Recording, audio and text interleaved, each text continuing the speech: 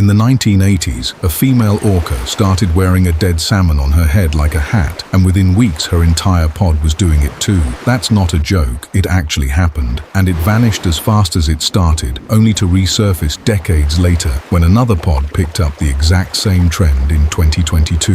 Orcas aren't just apex predators, they're culture keepers. Despite the name, orcas aren't whales at all. They're the largest members of the dolphin family, more closely related to bottlenose dolphins than to the great whales they sometimes hunt. Early sailors watched orcas take down whales many times their size and called them whale killers. Over the centuries, the words flipped into killer whale. What makes orcas remarkable isn't just their intelligence, it's how they pass it down. Every pod has its own dialect, a set of calls unique to that family, taught from mother to calf across generations. Hunting techniques are taught too. Some pods learn to beach themselves deliberately to snatch sea lions off the shore, then wriggle back into the water. Others learn to create waves that wash seals off ice floes. None of this is instinct. It's passed down, the way a recipe or a language moves through a human family. And honestly, that comparison still gets me every time I think about it. Orcas even sleep in a way that keeps them a step ahead of the ocean. They shut down only half their brain at a time, keeping one eye open while the other half rests, so they stay alert even while resting. Pods can travel over 7 miles apart and still recognize each other's calls, and when different pods cross paths, they sometimes merge into gatherings of more than 100 whales before splitting off again. They're built for speed too, reaching roughly 30 miles per hour in short bursts, fast enough to run down prey